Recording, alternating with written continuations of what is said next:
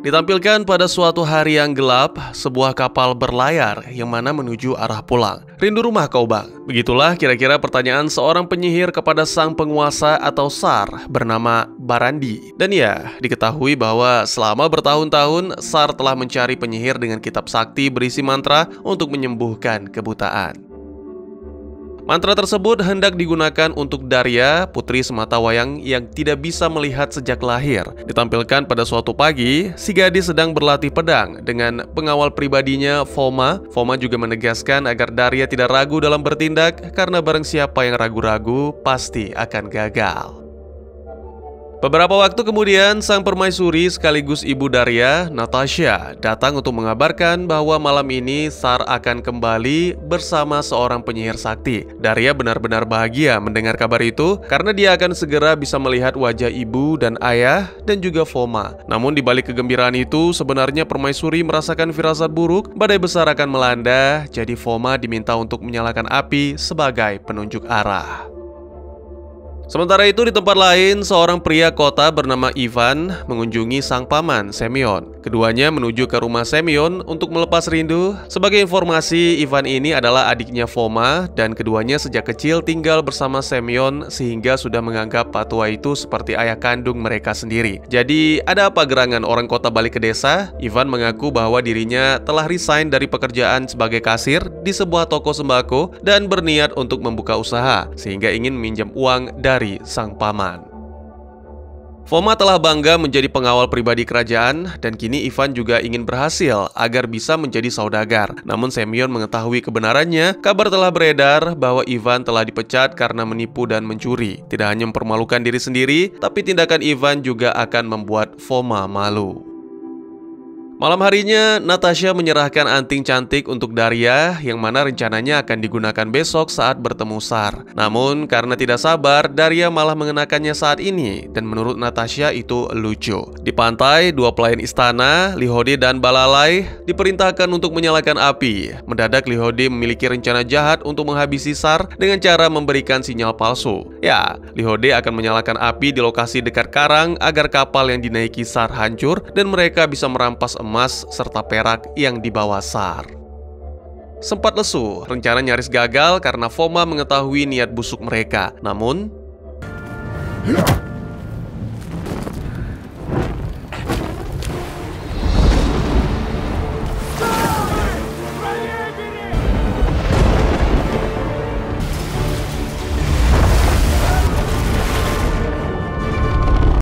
dan ya, apa yang sebenarnya terjadi?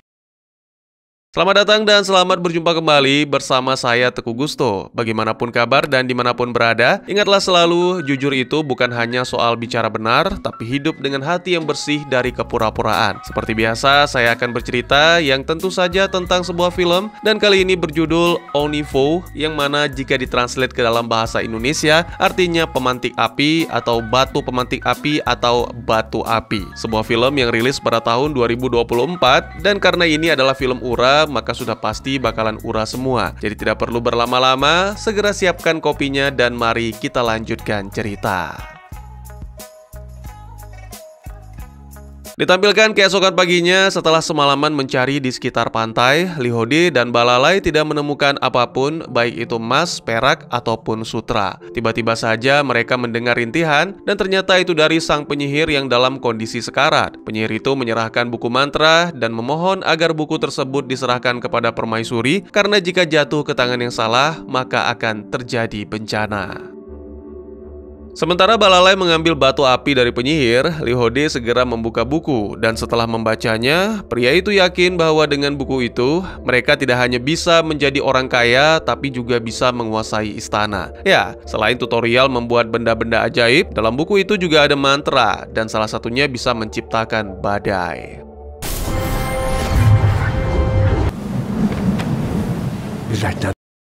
Balalai panik ketika melihat rombongan kerajaan, apalagi begitu tiba dan melihat kapal suaminya hancur, serta Foma dalam kondisi pingsan. Natasha segera mengambil pedang. Dengan cepat, Lee Hode merapal mantra untuk mempengaruhi pikiran Natasha, dan dengan mantra itu pula, Lee Hode mengendalikan Natasha agar mengangkatnya menjadi Tsar yang baru. Tidak ada yang bisa dilakukan para tentara, karena keputusan permaisuri mutlak. Setelah semuanya bubar, Lee Hode meminta Natasha pulang, lalu tak lama kemudian Foma terbangun. Jadi agar tidak membawa masalah, maka Lee Hode mengubah Foma menjadi gagak, menyita rumahnya, dan mengusir keluarganya, Ivan dan Semyon, dari kerajaan.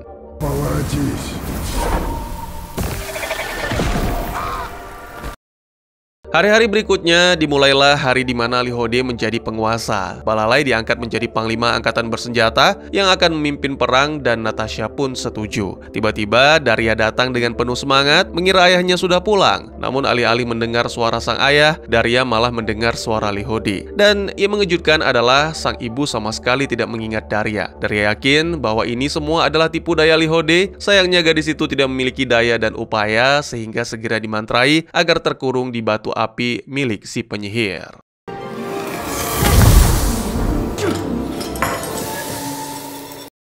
Ternyata meski telah menjadi burung gagak, Foma tetap mengawasi istana. Jadi dia segera mengambil batu api yang dibuang oleh Balalai. Sayangnya tak lama kemudian batu itu jatuh dan mendarat di sebuah sumur karena tembakan Balalai mengenai kaki Foma. Kembali ke tokoh utama kita, Ivan, yang sedang berduka bersama sang paman. Khawatir Ivan dipenjara karena hutang, jadi Semyon meminjamkannya beberapa rubel untuk membayar hutang. Ivan berjanji akan kembali setelah menyelesaikan semuanya selambat-lambatnya 3 hari. Namun alih-alih kembali, Ivan malah masuk penjara dan asik berjudi dengan petugas.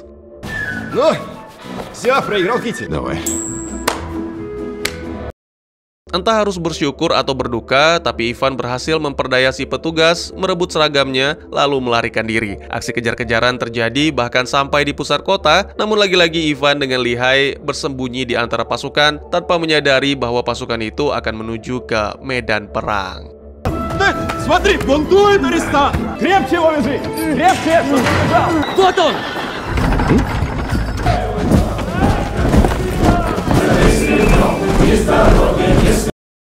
Ya, kini tokoh utama kita dipaksa untuk berperang meski sama sekali tidak punya pengalaman dalam bidang itu. Pelangap-pelongo dan pura-pura kerja biar terlihat sibuk, lalu mengambil kesempatan untuk kabur sampai akhirnya jatuh ke sumur tua, tepat di atas batu api.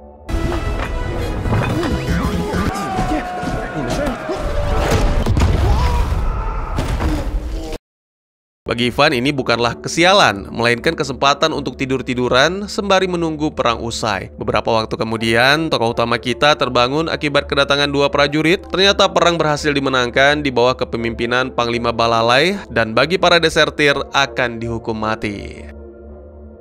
Satu-satunya desertir adalah Ivan. Ivan berusaha menjelaskan alasan sekaligus usulan agar bom dibuat dalam bentuk kotak saja supaya tidak menggelinding. Jangan tanya saya apa hubungannya, karena si Ivan memang asbun aja. Ketika dibawa untuk dieksekusi, Ivan mengaku sebagai pangeran dari negeri yang jauh dan bersedia membayar 2 prajurit jika membiarkannya hidup. Namun tawaran itu ditolak, dan untungnya di saat yang sama terlihat tali yang turun dari langit, sehingga tanpa pikir panjang Ivan pun memanjatinya.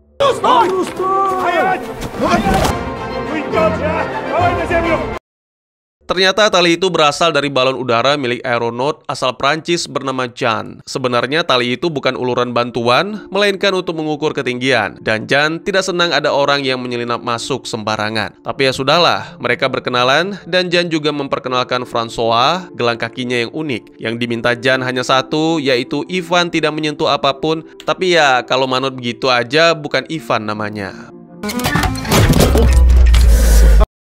Belum puas bikin masalah, Ivan juga membuang batu bara yang merupakan bahan bakar. Agar tidak jatuh, satu-satunya jalan adalah menurunkan 1 orang yang pastinya bukan Jan. Jadi Jan pun memberikan Ivan 5 rubel, 3 rubel secara tunai, sisanya hutang. Sehingga Ivan pun setuju.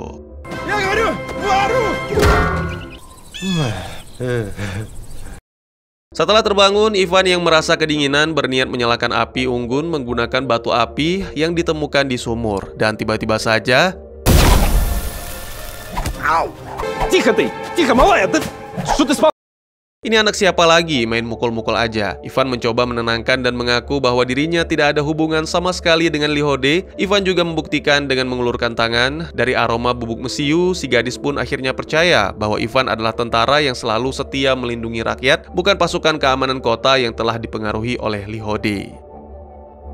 Daria pun menjelaskan bahwa dia sebelumnya dikurung di dalam batu api. Itu bukanlah batu api biasa karena bisa mengabulkan permintaan, tapi dengan cara yang sedikit berbeda. Jadi, seseorang yang membuat permohonan tidak akan serta-merta segera dikabulkan, melainkan dibutuhkan sedikit usaha atau mungkin bahkan pengorbanan. Ivan pun mencoba meminta 5 rubel dan seketika meminta Pak Tua yang meminta Ivan untuk menyusun kayu-kayu. Sebagai upah, Ivan akan dibayar 5 rubel. Tapi karena Ivan menolak, maka Pak Tua itu pun lenyap.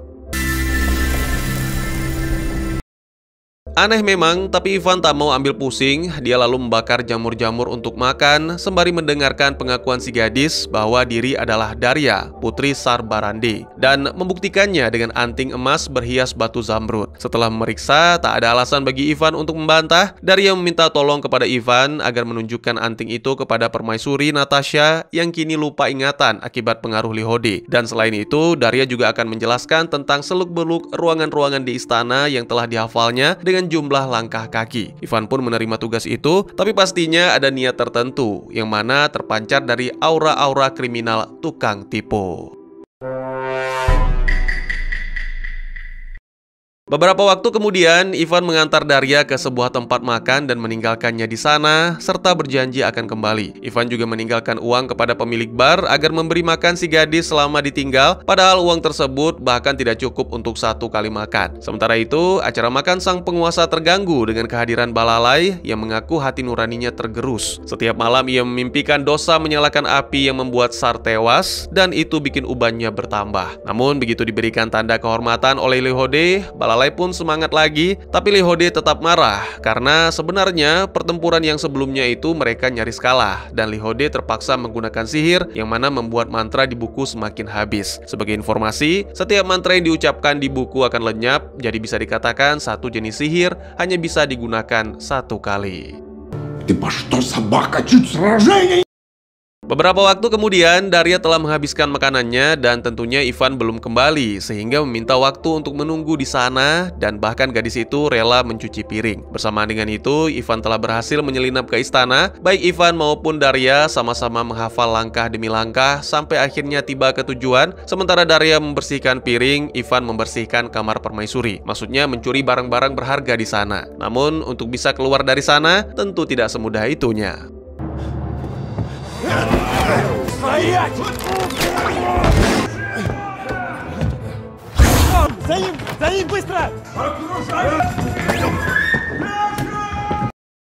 Pada akhirnya Ivan masuk ke cerobong asap dan mendarat di ruangan Tsar, di mana Lee Hode sedang memeriksa senapan. Ivan mengaku sebagai tukang bersih-bersih cerobong, tapi tentunya kebohongan itu segera diketahui oleh Tsar. Saat ditangkap, Ivan mengungkapkan kebohongan lain, yaitu jatuh cinta kepada seorang staf dapur, tapi lupa namanya sampai Tsar menyebutkan nama Avdotia. Ivan mengkonfirmasi bahwa Avdotia lah orangnya. Sayangnya Avdotia adalah seorang bibi-bibi, dan yang lebih mirisnya lagi, Avdotia mengaku tidak mengenal orang konyol seperti Ivan.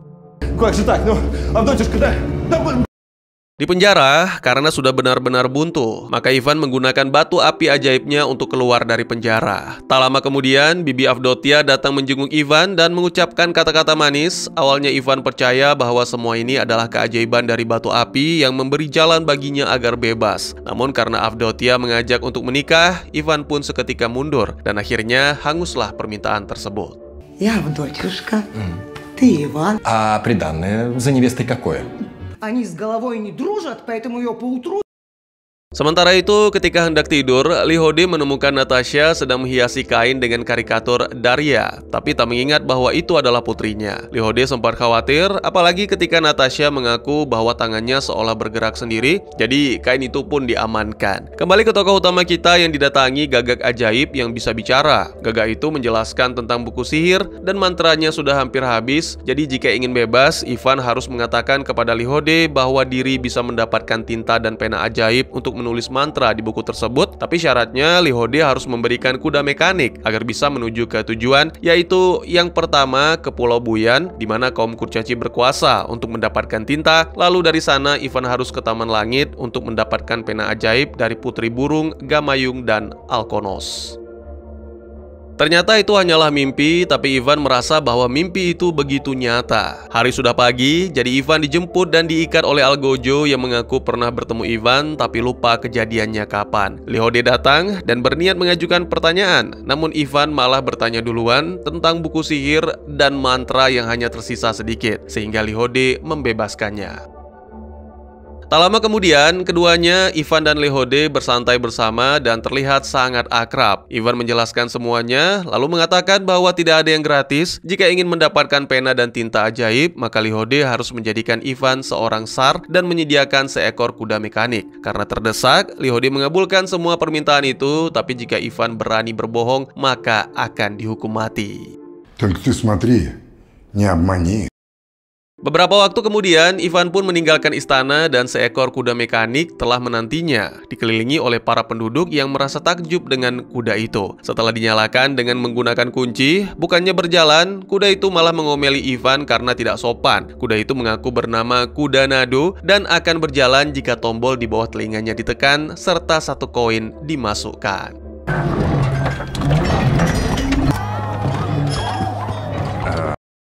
Ternyata jalannya sangat lamban dan Ivan dilarang memprotes. Akhirnya selama perjalanan Ivan tertidur dan saat bangun ia sangat terkejut ketika menyadari diri berada di tempat makan, tempat di mana Ivan meninggalkan Daria. Kuda Nado hanya pergi ke tempat yang diharuskan, bukan tempat yang diinginkan. Jadi dia berhenti di sana karena Ivan harus menepati janji untuk menjemput Daria. Tak punya pilihan, Ivan pun membawa Daria. Dalam perjalanan, ia menjelaskan semuanya termasuk sihir Lihode yang bisa dipatahkan, meskipun Kuda Nado yakin Ivan sedang berbohong berdasarkan wajahnya yang mencurigakan. Malam harinya, mereka tiba di lokasi Paman Semyon bekerja sebagai tukang lonceng. Karena malam sangat gelap, maka Kuda Nado meminta Ivan menekan tombol di bawah telinga 2 kali untuk mengaktifkan fitur penerangan. Paman Semyon kaget bukan kepalang sehingga melepaskan tembakan dengan senapan. Beruntung Ivan segera menenangkan. Lalu beberapa waktu kemudian, sementara Daria istirahat, Ivan menjelaskan beberapa hal yang ia lalui dalam beberapa hari terakhir. Mulai dari ikut perang, naik balon udara, sampai dengan misi dari SAR. Jadi karena perjalanan akan sangat berbahaya, khawatir Daria akan menjadi beban, maka Ivan ingin menitipkan Daria kepada sang paman. Semyon mengerti dan dengan senang hati menerima. Keesokan paginya, paman dan keponakan itu melakukan ritual sebelum perjalanan, yaitu mengambil segenggam tanah kelahiran. Batu api ajaib aja udah nyusahin, apalagi ini malah bawa-bawa tanah. Ya, Ivan sebenarnya tak percaya, namun juga tak bisa membuangnya. Setelah siap, sangat mengejutkan. Не свисти, свистун.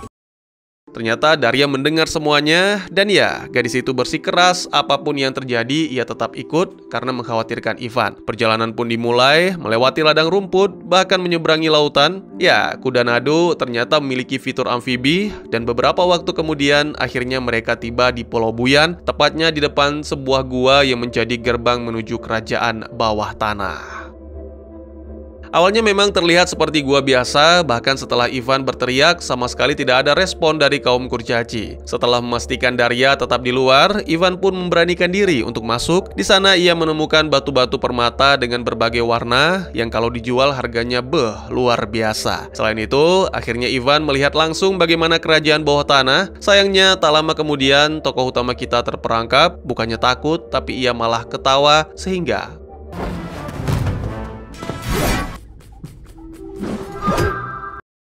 Ivan diikat di hadapan SAR bawah tanah yang tanpa basa-basi menjatuhkan hukuman mati bagi penyusup. Demi menyelamatkan diri, Ivan pun berbohong lagi, mengaku diri dulunya adalah kurcaci, namun karena diculik tikus tanah dan dibawa ke permukaan, tubuhnya jadi membesar. Kini Ivan ingin menjadi kurcaci lagi demi bisa bergabung bersama keluarga lamanya. SAR pun berbaik hati mengabulkan keinginan itu, sehingga dia memerintahkan para kurcaci agar memotong Ivan jadi 2.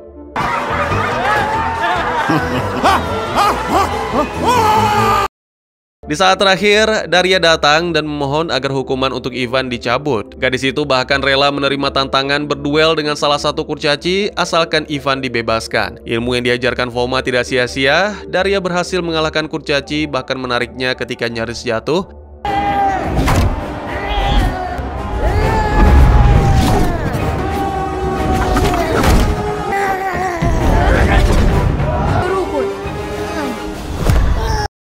Atas sikap kesatria Daria, hukuman Ivan dicabut dan mereka juga mendapatkan tinta ajaib tanpa persyaratan apapun. Selanjutnya, Ivan dan Daria akan menuju ke Taman Langit, jadi para kurcaci pun memberikan pakaian hangat, namun sangat disayangkan. Kemungkinan Daria kelelahan karena kurang tidur, jadi segera Ivan membawanya keluar. Ivan menangisi kondisi Daria karena seharusnya gadis itu tidak perlu menyelamatkan orang sejahat Ivan yang telah menipu bahkan sempat memanfaatkan Daria untuk mencuri di istana. Tiba-tiba Daria terbangun dan segera Ivan menyembunyikan tangisannya. Daria mengungkapkan bahwa dia sangat mengkhawatirkan Ivan. Да стой, аккуратно. Beberapa waktu kemudian, saat keduanya beristirahat sambil makan, Ivan iseng mencoba merasakan bagaimana menjadi orang buta. Pada saat yang sama, ia mencoba mengungkapkan sesuatu yang selama ini disembunyikan, tapi kuda Nado tiba-tiba menghampiri, menyatakan rasa penyesalannya karena tak bisa ikut ke Taman Langit akibat takut ketinggian. Jadi petualangan pun dilanjutkan, tapi tanpa kuda Nado. Beberapa waktu kemudian, karena kelelahan, mereka pun beristirahat, dan di tengah udara dingin yang menusuk tulang, mereka berjanji untuk menjadi saudara yang akan terus bersama-sama. А я тебя, своей сестрице.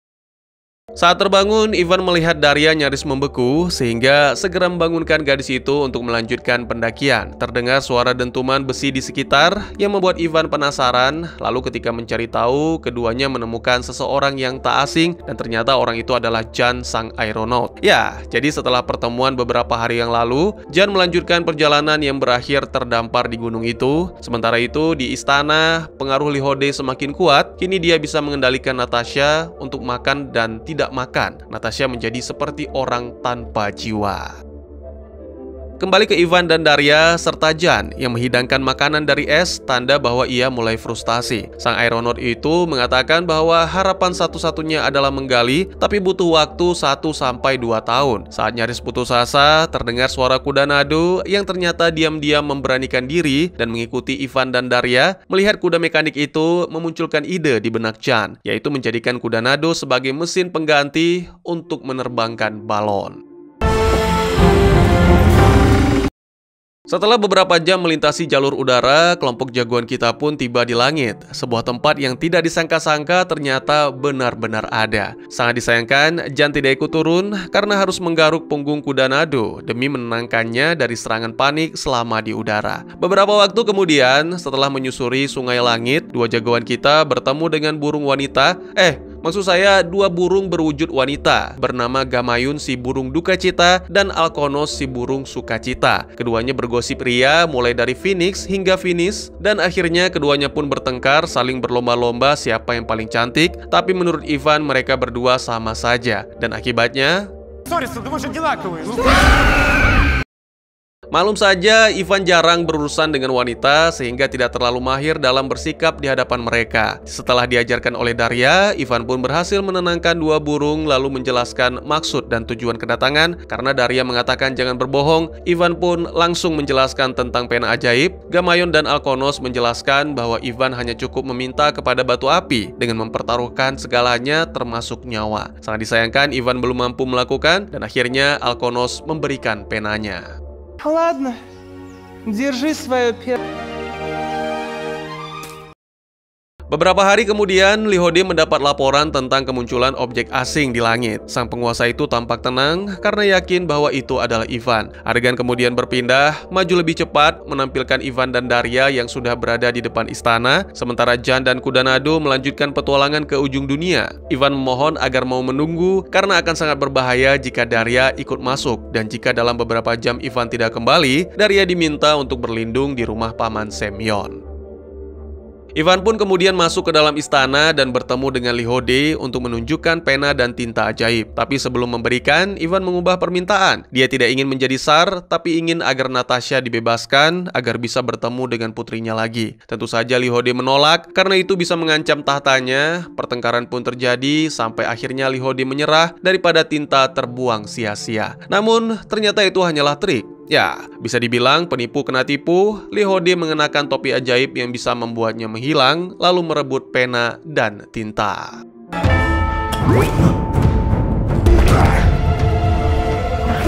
Сработало. Заполняй.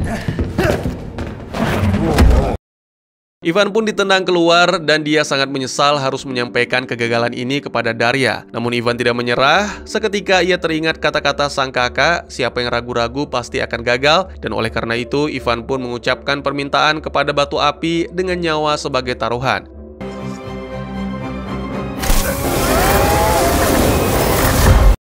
Tiba-tiba Ivan kembali ke malam di mana Li Hode sedang menjalankan rencana untuk menghabisi Tsar. Segera Ivan menggagalkan dan terjadilah pertarungan di mana Ivan akhirnya menggunakan tanah kampung halaman sebagai senjata pamungkas.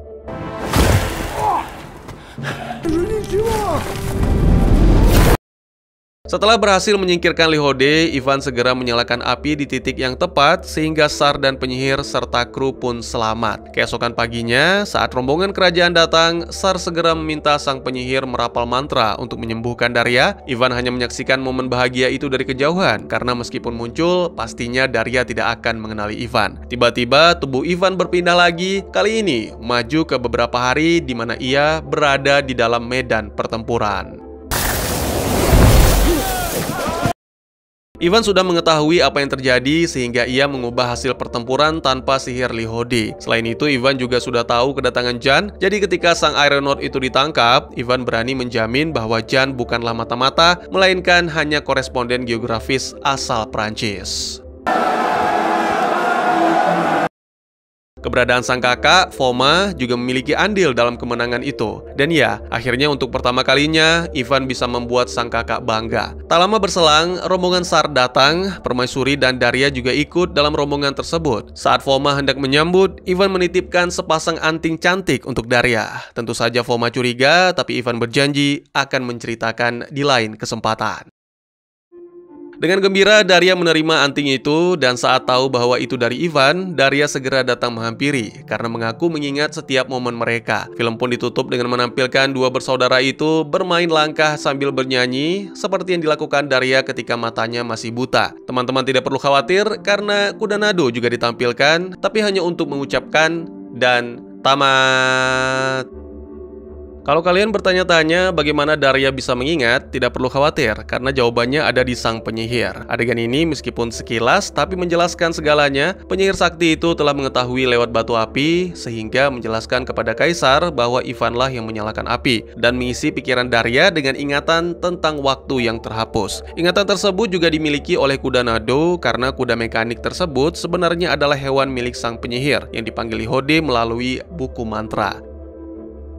Selain itu, batu api juga sengaja memindahkan Ivan ke beberapa hari kemudian, tepatnya di tengah perang. Itu semua adalah imbalan atas pengorbanan Ivan yang tentunya dari si penyihir. Jika tidak dipindahkan, maka Ivan akan kembali tenggelam dalam dunia kriminal. Jadi inilah satu-satunya jalan terbaik bagi Ivan untuk mengubah hidupnya menjadi lebih baik.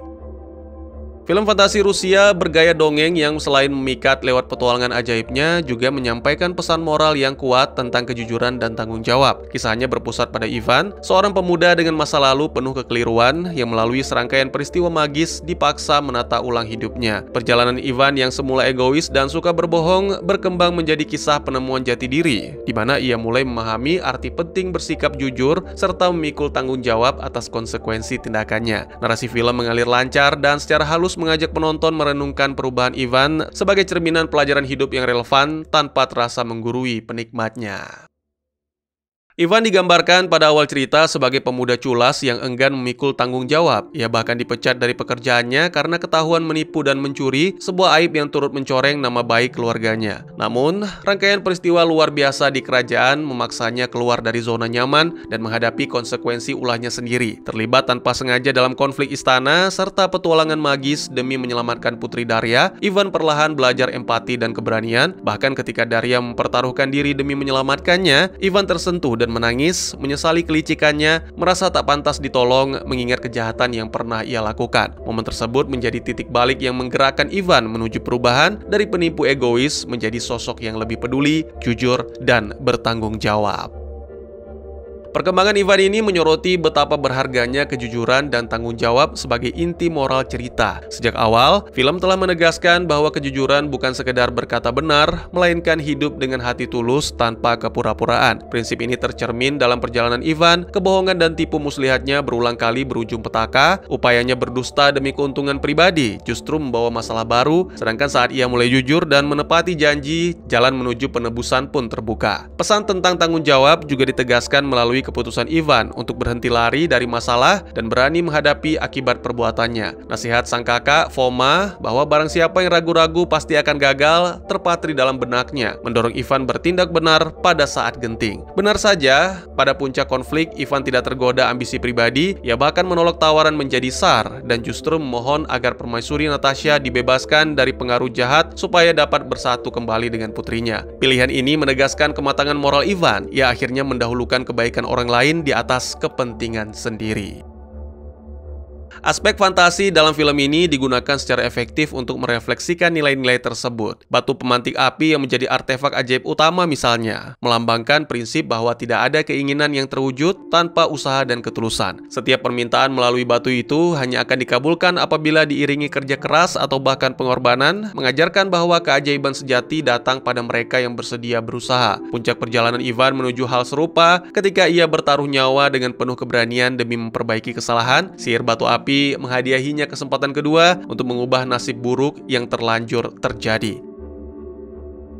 Elemen fantasi lain juga syarat makna. Kuda mekanik bernama Kuda Nado misalnya memaksa Ivan menepati janjinya menjemput Daria, seolah menjadi simbol hati nurani yang menuntun tokoh utama agar tidak ingkar tanggung jawab. Demikian pula Daria yang buta sejak lahir akhirnya bisa melihat berkat bantuan magis tatkala kebenaran dipulihkan di kerajaan. Suatu penggambaran bahwa kejujuran dan keadilan dapat mencerahkan hidup, mengusir kegelapan tipu daya. Melalui simbolisme ini, film menegaskan bahwa keberanian bersikap benar dan tulus hati akan mendapat balasan yang baik, sementara keserakahan dan kebohongan pada akhirnya mendatangkan kejatuhan bagi pelakunya. Pada akhirnya, film ini tidak sekedar menyuguhkan hiburan dongeng fantasi, melainkan juga menyelipkan renungan moral yang mendalam. Perubahan Ivan dari pemuda licik menjadi pahlawan yang rela berkorban mengingatkan kita bahwa kejujuran, keberanian, dan rasa tanggung jawab adalah nilai-nilai yang selalu relevan. Dengan balutan kisah petualangan yang menghibur, film ini berhasil menyampaikan pelajaran klasik tentang integritas dan penebusan diri secara menyentuh serta inspiratif, menjadikannya tontonan bermakna di balik kemasan fantasinya. Bagaimana menurut kalian? Mungkin segitu saja teman-teman, terima kasih buat yang sudah menyaksikan. Silahkan memberikan komentar, bertanya, ataupun merequest kira-kira film apa yang menarik untuk dibahas. Bisa lewat kolom komentar, atau buat yang malu-malu bisa via DM ke Instagram saya di @teguhgusto. Insya Allah pasti akan dibaca. Mari kita jadikan kolom komentar sebagai sarana penambah wawasan dan menciptakan jalinan persaudaraan, bukan malah menjadikannya sebagai tempat pembulian sehingga menciptakan permusuhan. Jangan lupa untuk dukung terus channel ini dengan cara share, like, dan subscribe, karena dukungan dari kalian sangat berharga bagi saya demi perkembangan channel ini. Saya Gusto, sampai jumpa di video selanjutnya. Tetap semangat, tetap bersyukur setiap hari. Dadah!